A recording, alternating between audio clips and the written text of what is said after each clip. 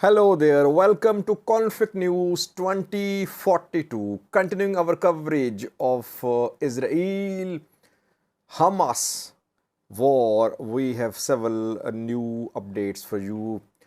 Firstly, northern border of Israel. Just an hour ago, guided missiles were fired from Lebanon, hitting Israeli military targets. Hezbollah gradually getting involved in this war. Attacks by Hezbollah and by Palestinian groups on Israeli military and military sites are different. What is the difference? Which group is more equipped? Which group has more advanced weapons? Secondly, are Palestinian fighters still in Israel-controlled settlements? Because they entered the settlements on Saturday. And then we saw that hundreds of people were massacred by these Palestinian fighters in these Israel-controlled settlements. And since Saturday, Israeli forces trying to clear settlements. Thirdly, Gaza strikes being conducted. Family members of a top Hamas commander have been killed. Gaza University has also been hit this morning. Firstly, viewers, the war between Israel and Palestinian groups is not just between these two parties. Now, other players are getting involved too. I did a video last night about mortar firing from Syria towards Golan Heights, which are under the control of Israeli military. And since Sunday, we have been seeing attacks on Israeli military from Lebanon. Hezbollah has attacked several locations in Israel-controlled territories. By the way, the Israel-Lebanon, Israel-Syria border is disputed. The territories under Israel control are disputed. Lebanon has claims to these territories, Syria has claims to. Lebanon has claims to these territories, Syria has claims to Golan Heights. So, territory is disputed here. Hezbollah today fired guided missiles. Difference between Hezbollah and Hamas and the Palestinian groups is that Hezbollah has more advanced weapons. Hamas does have guided missiles, but Hezbollah has more advanced weapons. So, guided missiles were fired from Lebanon today, and the missiles hit two vehicles of Israeli military, APCs, armored personnel carriers of Israeli military were hit. And these were anti-tank guided missiles. The attack happened in Al-Nawakir. Al-Nawakir is on border, controlled by Israeli military. Yesterday's attacks by Hezbollah were in Shalomi. You can see both places on the map, Shalomi, and to the east of Shalomi is Al-Nawakir. Today's attack in Al-Nawakir and in another area too. Today, more than one spots were hit from Lebanon, and Hezbollah is not carrying out indiscriminate rocket firing like we're seeing that Hamas fighters, Islamic Jihad fighters, they are conducting rocket firing, mostly indiscriminate, hitting targets in terms of towns, cities. They're not hitting target precisely. They just fire rockets, and target is a neighborhood or a city, like they hit Ashkelon yesterday and Tel Aviv yesterday. Hezbollah is not firing rockets, missiles indiscriminately. It is conducting targeted strikes, precision strikes. And that is why the targets are either Israeli military vehicles, Israeli military sites, Israeli military convoys. They carried out attacks on two Israeli military barracks 2 days ago, Avivom and another barrack. And then they hit a tank yesterday. And today they hit two APCs and one tank. So Hezbollah's attacks are targeted, precise. because they have these guided anti-tank missiles. Hezbollah has told UN peacekeeping force to leave border areas. Since 1978, UN peacekeeping force is deployed on Lebanon-Israel border.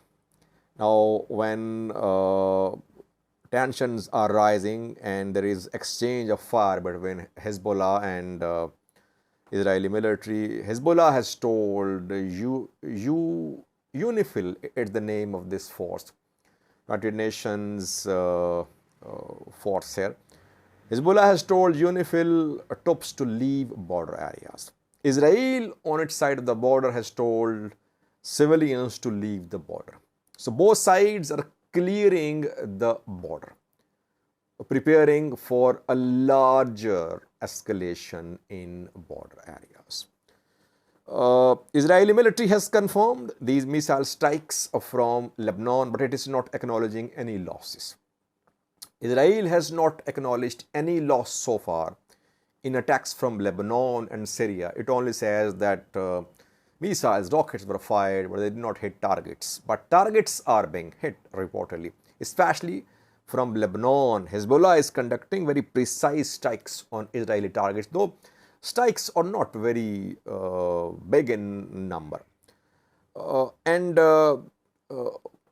Israeli military is now responding. Israeli military has confirmed that drones, artillery pieces, gunship helicopters are part of the operation which has been launched by Israeli military to target Hezbollah positions in Lebanon. Apart from Hezbollah, other armed factions are also operating in Lebanon. Hamas has its presence too in Lebanon. Islamic Jihad, several others too. But main player in Lebanon in border areas is Hezbollah. Hezbollah has told UN force and Lebanese army to leave the area. Hezbollah wants to be in charge here. It will make decisions about how to attack Israeli military on Lebanon-Israel border. So this is the situation on the border. No strikes from Syria so far. Strikes happened last time. I had a video on that. Now, airstrikes continuing on Gaza. Before that, what is the latest in terms of situation in settlements? On Saturday, when this war broke out, Palestinian fighters entered Israel-controlled disputed settlements to the east and north of Gaza. They attacked two military bases of Israeli military as well. Since then, Israeli military has been trying to clear the settlements, fighting ongoing. And after that, obviously, military plans to launch a ground offensive on Gaza, but Gaza is being turned into a rubble, all buildings being destroyed. Will there be a need for ground invasion, or before that Gaza will be decimated? That remains to be seen. Now, according to Israeli military, settlements could not be cleared because I have been following Israeli military's statements and the reports which are coming in, and three places have been mentioned in Israeli military statements confirming the fighting there. Settlements. The three places are Mefalsim settlement, Kibbutz Mefalsim. Secondly, Kibbutz Raim, where there is a military base of Israeli military which was attacked by Palestinian fighters. Thirdly, a city, Ashkelon. Yesterday, we saw that Palestinian fighters fired dozens of rockets into Ashkelon, and some rockets hit targets on the ground. Targets in terms of that they managed to penetrate the air defense system. Otherwise, Hamas cannot strike a particular house or apartment through these rocket strikes. Rockets firing is indiscriminate. In Ashkelon too, there was a clash between military and Palestinian fighters yesterday. 3 were killed, according to Israeli military. In Kibbutz Raim, Kibbutz Mefalsim too, there were clashes. Mefalsim. It means that Palestinian fighters are still in these settlements. hiding, carrying out attacks, and military trying to clear the settlements. That is according to Israeli military statements. Thirdly, Gaza. Strikes continuing. This morning, Israeli Air Force conducted a strike on Gaza Islamic University. The military said the university was being used as a center for conducting operations against Israel by Hamas fighters, and that conferences, seminars organized at this university to raise funds for terrorist Palestinian organizations. In Gaza, any place can be hit. Any place can be hit, and it would be said that the place is being used by Hamas or other Palestinian groups. We have seen banks hit, university hit, schools hit, residential areas decimated. And Israel says that all these places being used by Hamas, fighters, other Palestinian groups. And so far, number is in thousands. Thousands of airstrikes have been conducted on Gaza so far. Though still, Palestinian groups have this capability to fire rockets. They're still firing rockets. So their capability of firing rockets could not be eliminated by Israeli airstrikes. Not only facilities are being hit in Gaza city, but also some naval posts too. Gaza has a coast at the Mediterranean Sea, though Gaza-based groups don't have any effective naval force. They have, I think, a few boats, but they have their naval bases, small bases. These naval bases were hit by Israeli Air Force yesterday. Gaza and Khan Yunis naval bases of Palestinian groups were hit yesterday. Thirdly, Hamas commanders' family members have been killed in a strike by Israeli military. Muhammad Daif is one of top Hamas commanders in charge of overall operations, and strikes have been conducted on his family house in Khan Yunis. Khan Yunis is a locality, neighborhood in Gaza, and Muhammad Daif's son, his brother, his brother's granddaughter have been killed in this strike.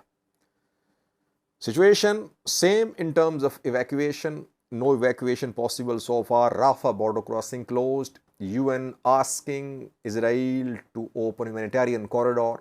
Talks underway with participation of Israel, Egypt, the US.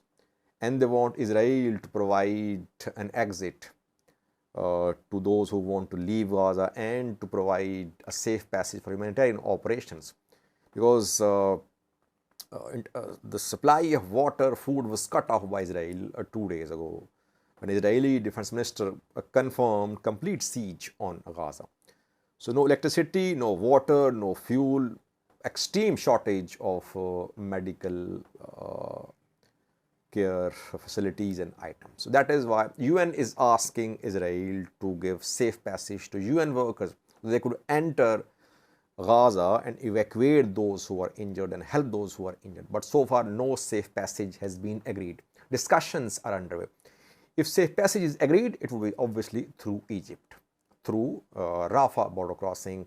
UN, other aid organizations could be allowed to enter Gaza. So far, strikes continuing, thousands have been conducted so far. So this is the overall situation from Gaza, from Israel, from its northern border. Thank you for watching.